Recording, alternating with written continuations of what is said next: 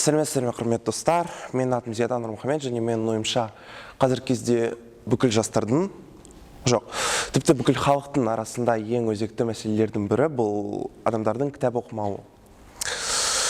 Әрине, сіздің араңызда осы мәселе басқаларға қарағанда ештеңе етпейді деп менімен келіспей қалатын адамдар болуы мүмкін, бірақ өзіңіз ойлап көрсеңіз, кітап оқудан бас тартатын адамдар басқа пайдалы дағдылардан бас тартады.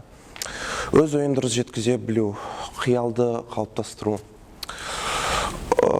өз сөздік қорын дамыту, өз ойын дұрыс жеткізе білу және белгілі бір заттарға өз көзқарасын қалыптастыру, бұл осы спектрдің кішкентай ғана бөлігі болып табылады. Сіздің ойыңызша телефонның алдында өткізген 1-2 сағат үшін осыдан бас тарту дұрыс па? Дұрыс па? Иә, жоқ. Өз көзқарасымды дұрыстап жеткізу үшін оны өз өмірімен байланыстырып көрейін. Мен өзімді 2000 жылдардың баласы деп санаймын. Яғни, сіз отырғанда мен балалық шағымда сенсорлық телефондар және планшеттер болмаған.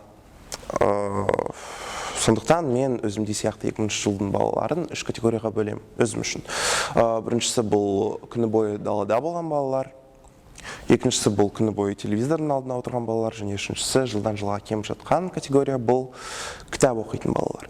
Мен отбасының бәрі өте оқымысты адамдар. Ал мен болсам, 6 жасқа дейін бірде-бір кітапты оқып біткен жоқпын. Мектепке бармас бұрын, 6 жасымда мен атам, апам мен әпкеммен бірге Алакөлге аттандым. Алакөлге дейін жету үшін біз біріншіден Айкөзге дейін поезддан баратынбыз. Поездың ішінде мен өз әпкеммен сөйлескенде байқамай мен кітап оқуды жек көремін деп айтқан едім. Ал әпкем өзімен бірге қайта оқу үшін Гарри Поттердің 1-ші бөлімін алған. Мен айтқанымды естіп, ол мені күнде 10 бет оқуды мәжбүрледі десек те болады. Және тек қана 4-ші бетке жеткен соң оны тастауға рұқсат берген еді. Шыны керек, бірінші 5 күннің ішінде мен кітапты бұрыннан ғана да жек көре бастадым. Бірақ содан соң кітап менің қызықтырғаны соншалықты, мен 100 бетпен шектелмей, 7 жасыма дейін Гарри Поттердің бүкіл 7 бөлімін бітірген едім. Мен өз әпкеме өте ризамын. Себебі ол мен үшін кітап әлеміне апаратын қақпаны ашқан еді. Қазір кезде менде де 7 жасты кішкентай қарындасым бар, және менің міндетім бұл оған кітап әлемінің бүкіл сырларын көрсету болады. Қорытындылай келсек, мен негізгі ойым бұл кітапты оқу керек. Себебі кітаптан бас тартқан адам көптеген пайдалы дағдылардан бас тартады. Кітапты оқуға бастағанға ешқашан кеш болмайды.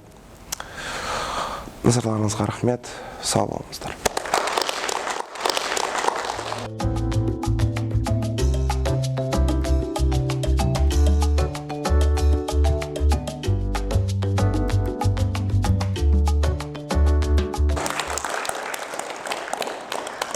Бәріне сәлем, менің атым Қарақат, мен 17-демін, және мен ғаламтордағы мені тұлға ретінде ашатын әртүрлі тесттер мен астрологияға сене беремін. Сіз қызыл түсті таңдасаңыз, сіз лидерсіз. Жасыл түсті таңдасаңыз, онда технологиямен тығыз байланысты жұмыстарға тұруыңыз керек. Сары түсті таңдасаңыз, сіз қоғаммен қарым-қатынаста болуыңыз керек деген мағынасыз қорытындыларды аяғына дейін оқимын. Неге деп сұрасаңыз, себебі мен бүгінгі күнге дейін өзімді тұлға ретінде танымаймын. Яғни мен өзім үшін әлі зерттелмеген адам сияқтымын. Өзімнің болашақта немен айналысатынымды мүлде білмеймін, және менің ойымша сіздердің көпшілігіңіз өздерінің әлі болашақта немен айналысатынын шешпегенсіздер. Дұрыс қой. Себебі 12 жылға ары қарай шектелейік.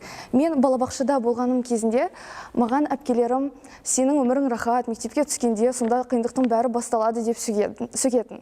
Мен мектепке түсіп 10 жыл үздік оқығаннан кейін маған әпкелерім қазіргі оқып жатқандарың саған мүлде керек емес, ағылшын тілін оқы деп айтатын. Яғни сендерге де солай айтады ғой. Алгебра, математика, биология, химия бұл сендерге керек емес, себебі дәрігер болатын адамға географияның қажеті қайсы. Дәл осындай мысалдар өте көп. Сонда менің бір сұрағым, ол өмірімнің алғашқы 18 жылында мен немен айналысып жүрмін. Яғни мен тұлға ретінде әлі ашылмағанмын, ал мен бір жылдан кейін өзіме бір профессияны таңдап, сонымен жұмыс істеу керекпін. Және мен дайын емеспін. Себебі мектеп ол оқушыны тек қана білім жағынан емес, тұлға ретінде де ашу керек деп ойлаймын. Және бір айтатыным, сіздерге де психолог керек қой, профессионалды жас специалист. Себебі менің ойымша біз өзіміз жас өспірім болғандықтан, біз жас специалистермен тез тіл табысамыз. Егер біздің мектепте жас специалист, маман, психолог болса, мен оған күн сайын баратын едім. Себебі айтатыным көп, және маған кеңес керек, шынымен де болашақ жағынан. Қазіргі оқушылар, олар бағаның артынан қуалайды да, білімнің құндылығы мүлде жоғалған. Келісесіздер ғой. Ең алдымен сорларды, сочтарды дұрыс жазу керек. Ең алдымен жоғары балдарды алу керек, және білімнің құндылығы шынымен де жоғалған. Және менің ойымша, жақсы оқушыларды болашаққа дайындау үшін бұл мектептің басты міндеті болу керек деп ойлаймын. Рахмет.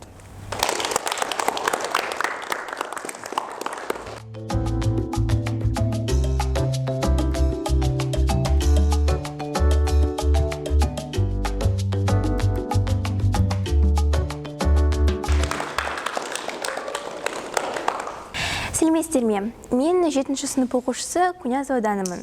Бүгінгі күні шешуді қажет ететін маңызды мәселелер аз емес. Солардың бірі қазақтың салт дәстүрлері. Дәлірек айтқанда қазақтың ұлттық киімі. Ең әдемі киім ұлттық киімің деп халқымыз бекер айтпаған. Ерте кезде ата-бабаларымыз киімге қарап адамның қайдан келгенін, оның руын, лауазымын біле алған. Киім емдей алатынына сенген, және әр оюдың қандай мағынаны білдіретінін білген екен. Киімнің тек эстетикалық мәні ғана емес, рухани мағынасы да зор. Менің ойымша, жастарға қазақ халқының тарихын, салт дәстүрлерін, ырым-жораларын дәріптеу керек. Қазіргі кезде көбінесе жастар салт дәстүрлерді, ырым-жораларды білмейді, немесе олармен таныс емес.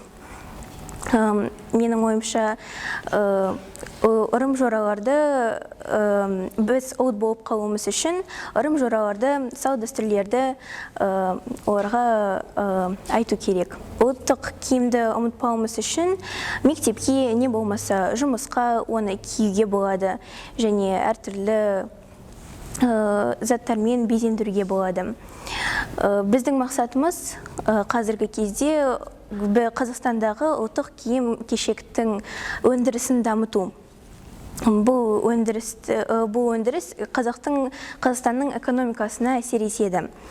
Мысалы, Қазақстандағы киім өндірісі өткен жылға қарағанда 3,7%-ға көтерілді. Алда келе жатқан компаниялардың ішінде ұлттық киімді өндіретін компаниялар да бар. Осы компаниясын ашып, маған ерекше әсер еткен адамдардың бірі Галия Қостаева.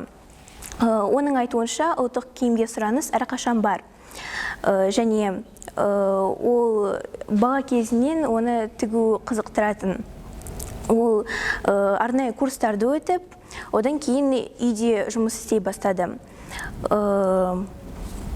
Оның алғашқы клиенттері пайда болды, қазіргі кезде оның өз цехы және бірнеше дүкендері бар.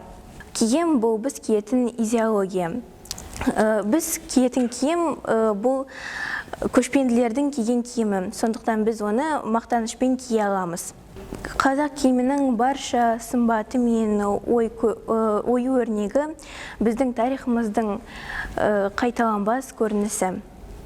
Ол біздің мәдениетіміз, сондықтан біз оны ұмытпау керекпіз.